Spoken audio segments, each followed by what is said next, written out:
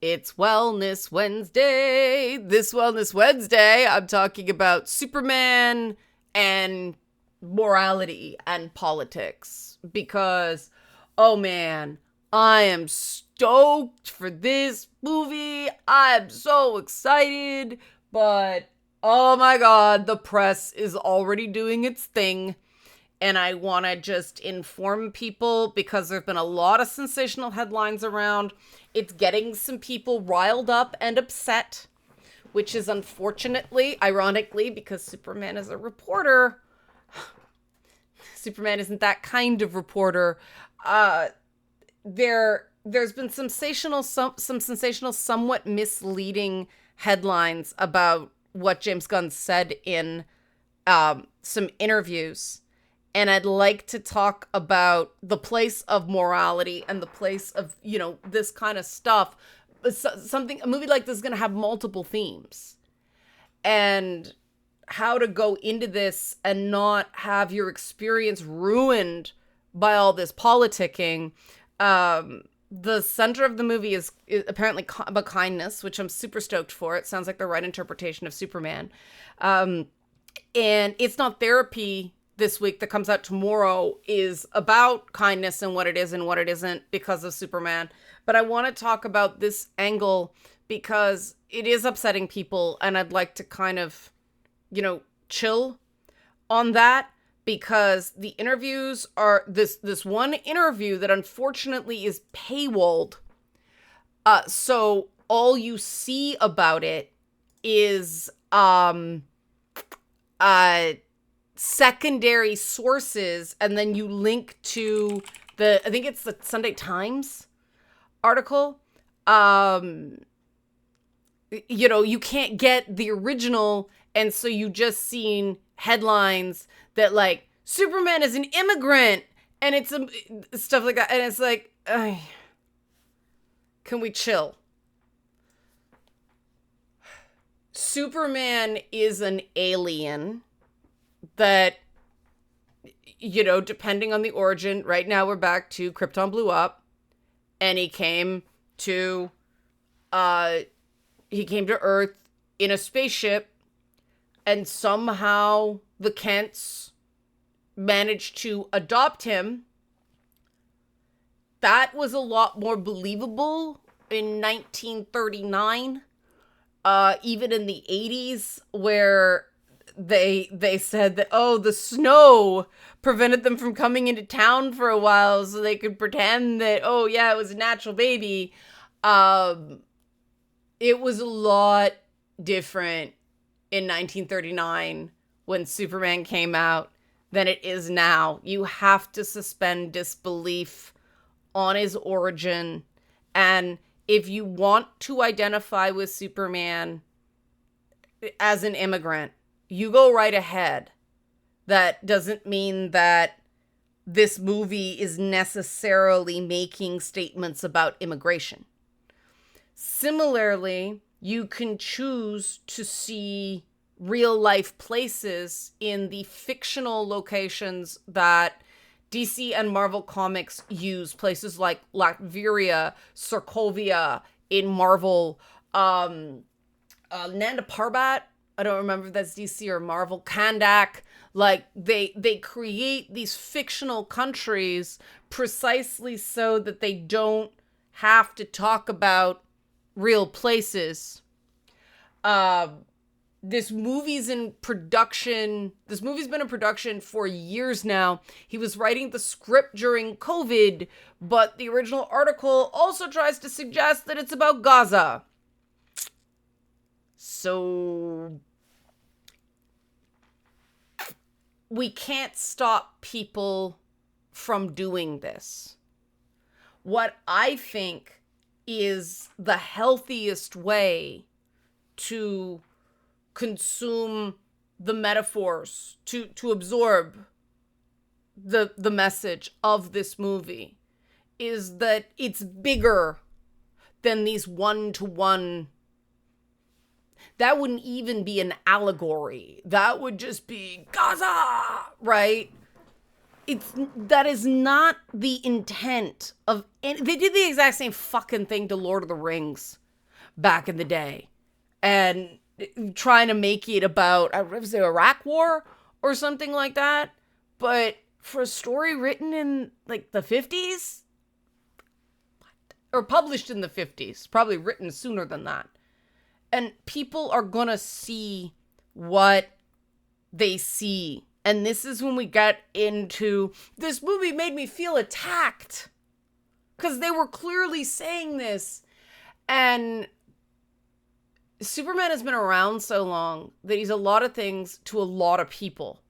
You know, it's funny that the article didn't even touch on the embodiment of the New Deal that has really been a part of him. There's no easy way to say what Superman is about, because he's been passed through a lot of hands. There was a lot of, Superman says slap it. Wartime propaganda thing. I didn't even say the name fully because it's a derogatory term for Japanese people who were in internment camps. And so Superman became the face of propaganda. You can't hold that against him now, right? I mean, post-Crisis on Infinite Earth in 1960. Blanking on his name now. The guy who redid, I'm going to remember this as soon as the video's over. I had it earlier today. John Byrne, maybe, who did the post-Crisis Superman origin, because Crisis merged two Earths and they needed to clarify. And there was some inconsistencies in the original origin, because in the Golden and Silver Age comic books really didn't care about continuity like they do now. And then that was redone again in, I think, 2006 with Superman Birthright. Mark Waid was involved in that. And then there's been things, the whole Grounded storyline and Superman renouncing his U.S. citizenship, and none of that is in the movie. Movie universes are separate universes from the comic books. But people are gonna come in with their own preconceived notions based on the Snyderverse Superman, based on, the 79 Superman, which is one of my favorite movies of all time. Christopher Reeve. Some people will still come at it from Smallville. Some people will still come at it from, I loved Superman and Lois, but this ain't that Superman. It's very clearly different. And that's okay. But you have to let the movie tell its own story with its own themes. And there has been so much shit thrown at James Gunn, which I think it's very interesting to hear him say, yeah, the movie's about kindness, and some people are just not gonna accept that. So they're gonna find reasons to not like it. But, I mean, part of the thing he said in the interview was that, he's as guilty of online invective and not being kind to people as anybody. And he hopes that the movie can just make people a little nicer to each other. Just behave a little bit better. If it does that, then it's worth it. And of course the media just goes and fucks that up right out of the gate by saying, it's about an immigrant, it's about this, it's about war in the Middle East. Like, Metropolis is not a real place. It's a fictional city in the DCU, right? But people are gonna do this. And that's kind of the whole point of, Superman can be kinder because he's got a lot of power. And that's how I connect to it. You may notice Alex Ross painting, Superman pogo stick. I've got a Superman, a Justice League here, a Justice League there. I am big on Superman. There's a whole Superman art display in the upper hallway of my house. I really like Superman. And I like him because if he was not a good person, his powers would be very scary. And that's something that we can all take away from it, that we all have the power to hurt other people. And I just read an article, it was an op-ed from a conservative in the New York Times, like Christian conservative. And he talked about the fact that the Christian conservative movement has completely lost sight of the fact that Christianity is supposed to be about kindness and the alleviation of suffering, not win at all cost in politics. And I couldn't help, I read this piece like 3 times. It's called The Problem of the Christian Assassin or something like that. I think David French wrote it. But I read it going, okay, nice try. It's going to land on deaf ears, but and he'll probably get canceled for it. But I give him points for at least making the attempt. You know, we all have to do what we can to make things a little less crappy. And if we just indulge situationally in cruelty, then we're not making things better for ourselves. And I mean, ultimately, I think that Superman is a combination of influences. You know, depending on the origin, he like was educated by basically an AI on his trip from Krypton to Earth, but then he got, you know, the human socialization from the Kents, and that, you know, originally it was like the Midwestern Dust Bowl upbringing was what made him wholesome and all of that, and now that's challenging as an origin story. But I do think kudos to James Gunn for, I think, really getting the right essence of Superman, because he's turning the biggest criticism of him, that he's a Boy Scout, that he's boring, into a strength. You know, being kind is weird now. And apparently one of the quotes that got circulated as being about the entire movie was actually about one scene where Superman and Lois argue about, you know, what to do about getting involved in certain conflicts and what the role of Superman is. And I'm trying to find it now. But you know, the article referenced that Superman was referenced by the United Nations High Commissioner for Refugees, released a book in Italy called Superman Was a Refugee Too. You don't have to take that same message from it. That was rhetoric, right? And that was where Gunn said, Superman is a story. He says, I mean, Superman is the story of America, an immigrant that came from other places and populated the country.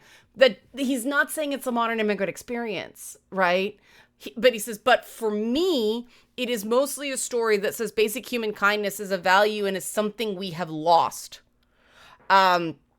And, you know, I ask if he's considered how differently the film might play in, say, Blue State, New York, aka Metropolis, and Kansas, where Kent grew up. It's like, no shit, Sherlock. Of course he's thought that. Yes, it plays differently, Gunn admits, but it's about human kindness, and obviously there will be jerks out there who are just not kind and will take it as offensive just because it's about kindness, but screw them. And it's interesting because then they go on to talk about the fact that he was canceled after criticizing Trump back in the day. People have forgotten that, yeah, it was conservatives that initially canceled James Gunn by going and finding problematic ancient statements, bad jokes, and things like that. And people will complain about, oh, the names of the fictional countries are Barovia and Jaranpur. And this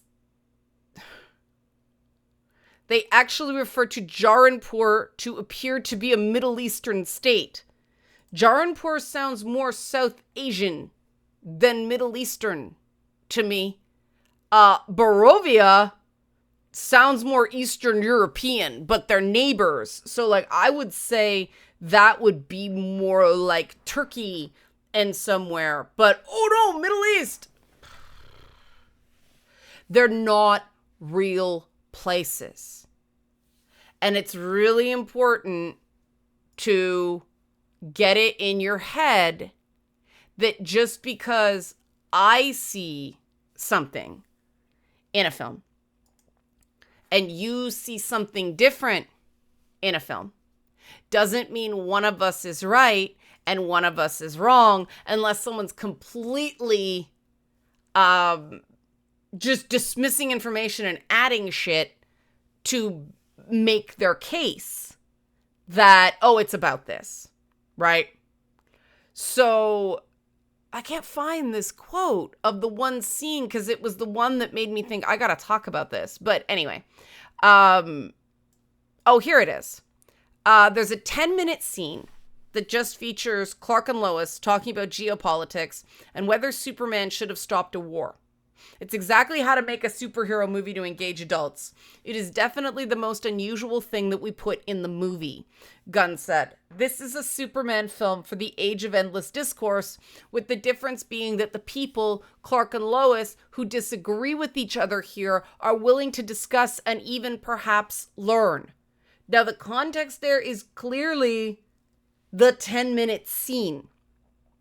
But the quote that these secondary services like Fox News and the Huffington Post, and I think Deadline did it too. But this quote, yes, it's about politics, but on another level, it's about morality. Do you never kill no matter what, which is what Superman believes? Or do you have some balance, as Lois believes? It's really about the relationship and the way different opinions on basic moral beliefs can tear two people apart. But, and they do not continue this quote. That's where it stops in the articles, right? But he says, but, Gunn says, laughing and keen to remind me that we are not on Newsnight. That's a British show. There is also a flying dog in the film who wears a cape. Right? He was clearly talking about a single scene, not the whole movie. And married couples, well, we don't know if they're married in this, but couples talk about politics. It is a realistic part of the relationship, especially when the couple is also a reporter and a superhero doing really important things around the world. And I thought the beauty of his clip there that did not get translated properly was, sure, it's about politics. It's also about morality. And that is not the way people talk online. That is being kind to the person in front of them, him going, okay, yeah, sure, I can see your point, but on a deeper level, it's about morality. And sure, our politics come out of our morality. Of course they do. But at the end of the day, is it really about the politics? Is it really about getting a bill passed? Or Democrat or Republican, or up here, we've got like 5 political parties. Or is it really about morality? The underpinnings of why we do politics. And a big problem in the modern world right now, and I thought it was interesting that he said this in England, because, you know, the Labour Party basically got elected because they weren't the Conservatives, and then they started doing a great impression of the Tories trying to, you know, take away people's PIP disability top-ups. They've walked that back, thank God. But nobody buys for a second that they walked it back because they thought it was immoral. They just did it because it was unpopular. And that's the real problem with modern politics. It's all about polls and money and vote counts and senates and Congress and seat maps, instead of, why am I doing this? Is this the right thing to do. And I don't know how we get that back. We seem to have dodged something of a populist bullet in Canada temporarily. We'll see next time. I'm not sure we're completely out of the woods yet. For some odd reason, the Conservative Party is sticking with Poilievre, even though he's a politician from a time that I think Canada is moving out of. He's the same class as Trudeau and Singh.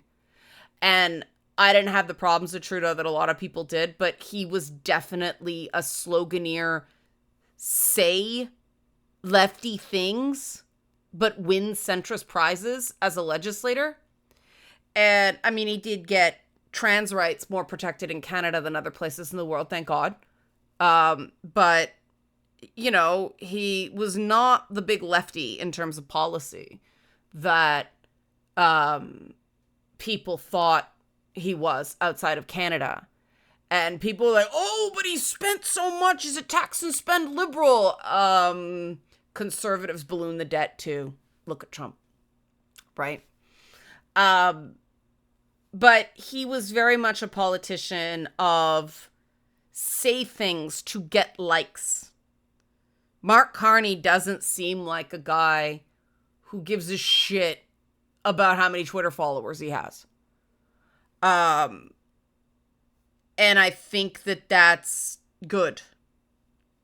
And I do think that one of the things I hope from the film, and this is sort of like one of the things Gunn's alluding to here, is some of the best Superman stories are about very challenging moral conundrums and how to do the right thing. The fact that he's going to do the right thing is never in doubt. It's how to do the right thing and what the right thing is. And I'm so desperate for stories like that because that's what games like the Baldur's Gate franchise used to be to me. Like how to do the right thing, how to be hero. And it went all morally gray on me. And I'm like, oh, I'm sad.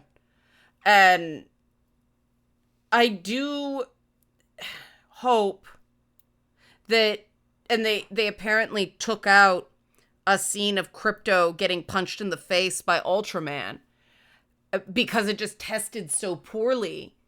And my thought is, that's showing the villain is a bad person, but they determined it's not that kind of movie. And I think that that is a big sign that, you know, it's not going to be the Snyderverse anymore. Sorry, Snyder Bros. Of Superman shooting eye lasers at cops. It's going to be good, kind, truth, justice, and hope for a better tomorrow Superman. And I'm glad because I hope that Superman will be hopeful, and I hope that the Fantastic Four movie will be hopeful, and hope will come back in style, because I think that is what is really missing from modernity. Everything's transactional because people have lost hope, and hope is what fuels kindness, you know? And I've had to separate a lot of that. That I don't act kindly to people because I hope they'll do the same to me. I don't expect them to. When they do, I'm happy. But I don't do it insisting people reciprocate. That's manipulation. That's not kindness. And sometimes the kind thing is not always the nice thing, which is why sometimes Superman punches people, right? There's a line in one of the Superman issues where he said, I'm nice to people who deserve it.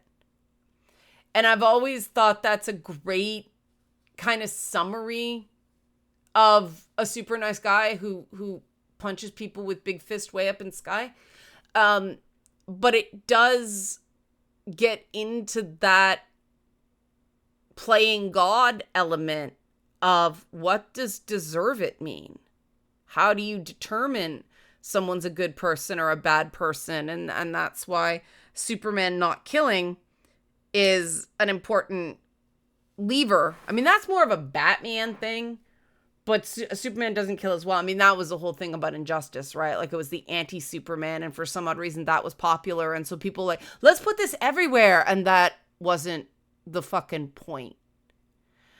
But here we are, and I am looking forward to, because one of the things that Superman and Lois did so great is that sometimes Clark was naive and, you know, kind of dense, and he did have to clean up some messes because he gave people chances that took advantage of his good nature. And that does happen sometimes when you're kind. To be truly good means knowing when kindness is actually enabling. And the other thing I'm interested in seeing in this movie is the fact that, you know, they have an element of unpopularity in the press and everyone being critical, and it's kind of gone meta. That I've been following the behind the scenes stuff because Crypto looks so much like my old dog Loki, and it is gonna gut me in the best ways. Because Loki was not a good dog either. His name was Loki, dog of mischief. But, you know, and that's part of it, that people who get dogs and then the minute they become a problem, take them back, versus people like me, who Loki was a rehome from a family member who said they'd help with the bills and help watch him so we wouldn't have to pay for kennel fees when we traveled, and all that went out the window, and they were walking the dog off leash in front of busy streets, and the dog spooked in traffic. And the money never came, and they were passing the dog sitting duties off to other people without telling us first, and so all of those promises went by the wayside. But we kept the dog anyway, because he can't help it. And this dog was, oh my God. Like, it's going to be so funny because he was so destructive. And I mean, when he got old and started barking in the middle of the night because there was something going on, you know, it disrupted sleep. And dogs are not cats. Dogs are... They're their own critters. And I think Superman being a dog person, I mean, there is Streaky the Super Cat too, but that's more of a Supergirl thing now. But Superman being a dog person makes sense. Because dogs have simple rules that they follow, and that's good dog versus bad dog. And so I love the fact that they're taking the philosophical argument that there are no good dogs, only obedient and disobedient dogs, and making Crypto a good dog, but not an obedient dog. Because dogs can have good natures and not so good natures, just like people. And again, you know, you have a bad-tempered Chihuahua, it's different than a Mastiff with a mean streak. And that's the thing, right? I mean, Superman with a less benevolent disposition would be extremely scary. And there are gonna be people that insist this movie has an agenda because he's telling a straight up old school Superman story at its core about kindness. You know, there are people who think kindness is woke. It's some kind of liberal conspiracy. You're trying to take what's mine. And no, that used to be part of traditional 1950s masculinity embodied by characters like Superman. Because remember, he was the big superhero before the Silver Age in Marvel in the 60s. And, you know, I hope there's a little something for everybody that they do sort of have. They say Superman's kind of a weirdo here, which I'll talk about that later when I've seen the movie. But I do hope they do some sort of gee whiz throwback stuff that shows that those more traditional male values associated with kind of the nice white Christian family can be forces for good still. You can be that. You can be clean cut without all the other stuff that is stumbled into the cruelty is the point territory. With, you know, going after various, well, trying to deport 3,000 people a week a day. I'm not sure what it is. Like, you know, Jesus definitely was an immigrant, but we're not going to go there. I hope that enough people will take in the movie with an open mind and open heart and not go in biased by the media coverage. Because that kind of shit has ruined some perfectly good shows. The Acolyte was not the gayest Star Wars ever. I think they dumped Ironheart in part just because there's a trans character and like 2 non-binary characters in it, and Disney just did not want the trouble. And it's really too bad because there are people who want that kind of content, who see themselves represented in those characters, and they deserve media too. We need to be kind so that everybody can get a bit of what they want instead of just the people who are the most cruel at any given time, shutting everybody else out. And, you know, the Superman mantra is 3 parts. Truth, which matters. Justice, which also matters. And hope for a better tomorrow. And really, I think the intersection point of truth, justice, and hope is kindness. It's sort of a manifestation, to me, anyway. Because it's not kind to just let somebody lie. It's not kind to let an injustice happen because, oh, somebody might think ill of you. You know, you need truth, justice, and hope to be kind, and that's why it's so hard. But that's also why it's so worthwhile. So I will be back next week, maybe not in this space, I don't know, but I will be back next week talking about Superman because I'm so excited. I didn't even do help support this channel off the top. I was so excited to talk Superman. Help support this channel. Become a monthly patron, patreon.com/LeannaK, or buy a one-time Leanna Care session for someone can use it but can't afford it. Coffee.com/LeannaK. If you want to sign up for Leanna Care session yourself, you can do so via the description box in this video. Like and subscribe to this channel. Thanks for watching and be well.